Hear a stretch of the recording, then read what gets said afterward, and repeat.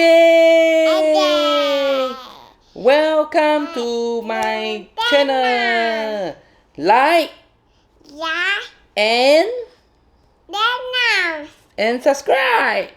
Is it subscribe? Yeah. Yeah. Okay. Say bye bye. Let's go. Okay, so now we're gonna complete our Q&A today. We're gonna try our best to complete our Q&A. I look over here, there's about 60-70 questions lah. So okay, no, don't waste any time, don't talk any cock. Anyway, after the Pasir Ris 8, there was a big hoo-ha and many people has increased price. They take the opportunity to increase price lah, but those people that still manage to buy during that weekend of Pasir Ris 8, I think you all still get a good price. It's only after that weekend then some prices has increased, which I feel that no comments. Cannot comment too openly sometimes.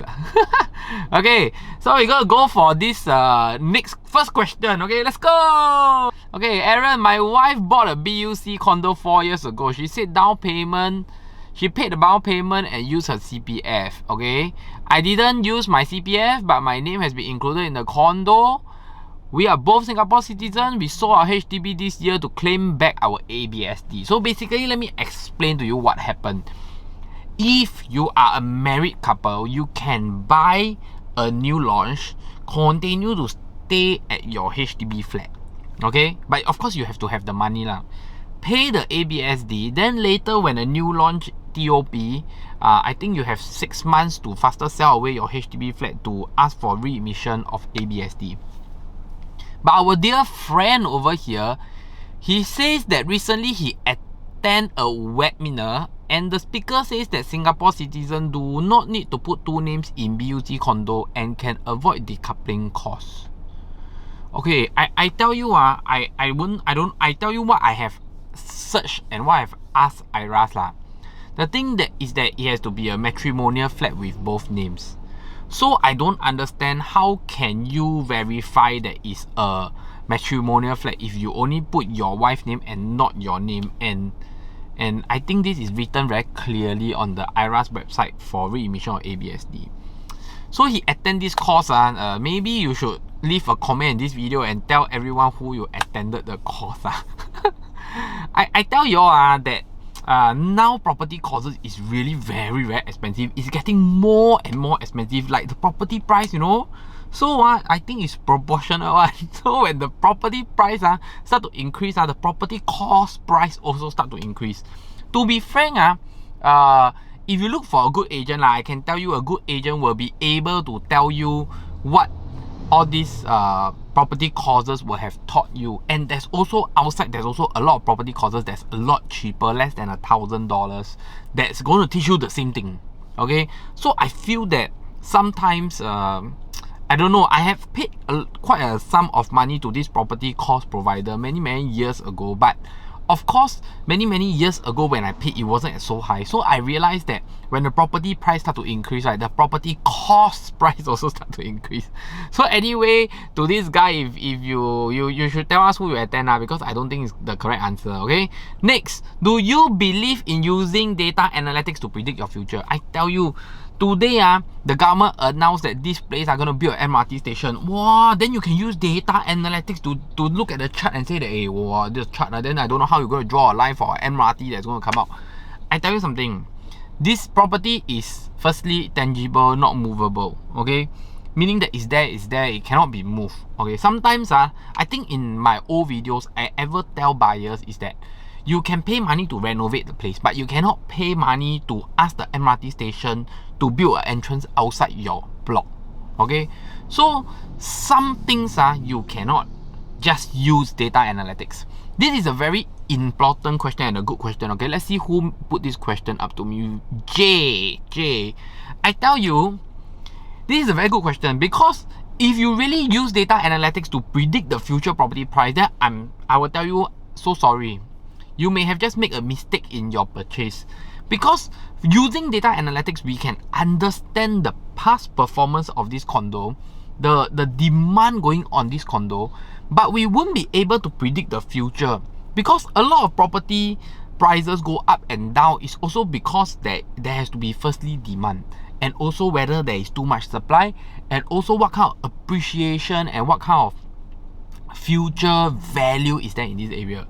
This kind of thing cannot get from data analytics, my dear friends. Okay, next, what's your view of resale units at Bartley Ridge? Okay, I won't reply questions about like which condo and all these things, but I will tell you that I don't really favor Bartley, okay, because the performance and the demand in the area has not shown me that it's doing very, very well. I think those people that bought Bartley Ridge many years ago, Bartley Ridge, Bartley Residence, they have earned a lot already. But if now you call me to go in as a resale buyer, I won't. Okay, next. Let's say my new unit is going to TOP this year, but I can only sell in June next year to avoid SSD. What can I do to plan in, move in, furnish, rent out unit from you? Is it possible to secure a buyer earlier? Oh, he bought a new launch. Then the unit is going to TOP end of this year, but he can only sell June next year. Means he's going to take his key now, but only June next year, then he'll reach the 3 years SSD so that he can sell.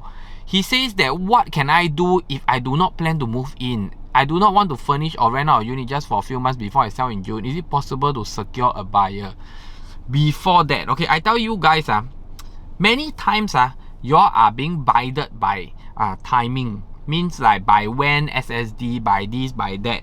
Then you all will get recommendations that say that you can start selling now.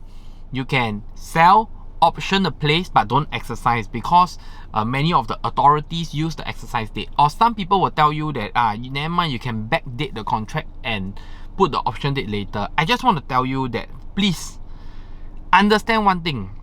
What is private settlement? What is private settlement? And what is private arrangement? And what is legally binded?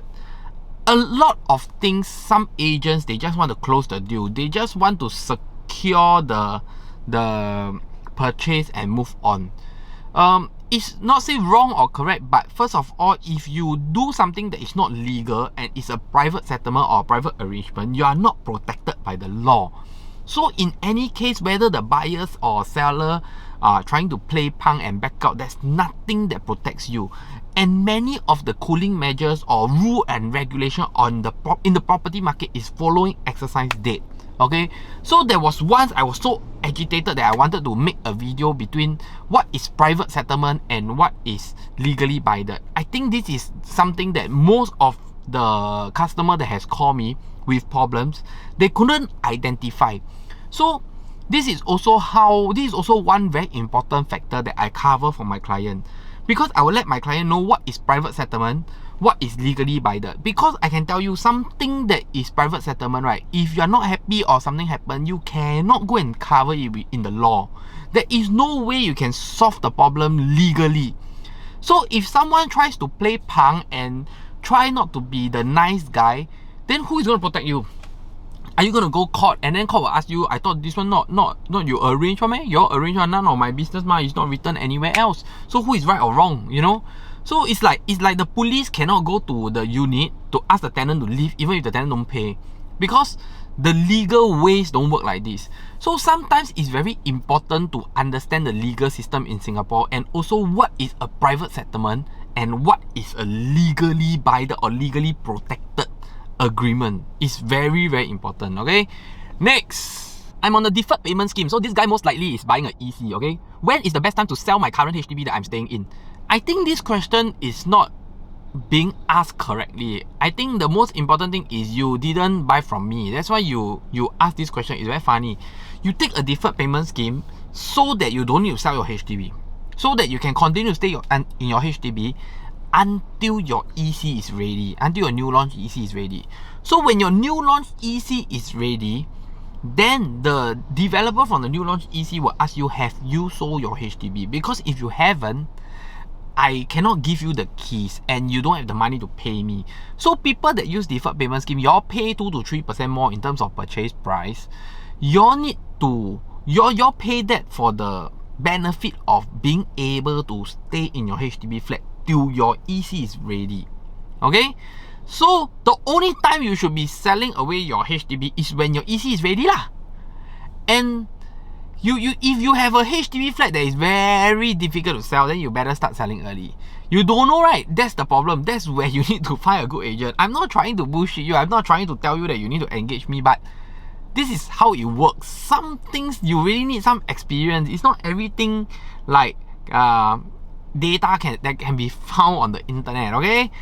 Let's go! Next, how to maximize bank loan, HDB loan. I recently applied HLE for 348,000 max loan. I have no other loans expect to get HDB in the future, which I expect to cost 500 the balance paid by CBN. I tell you, sometimes I don't understand the question, you see. I realize that sometimes y'all don't understand what you are asking. So some of the questions I really cannot answer, okay?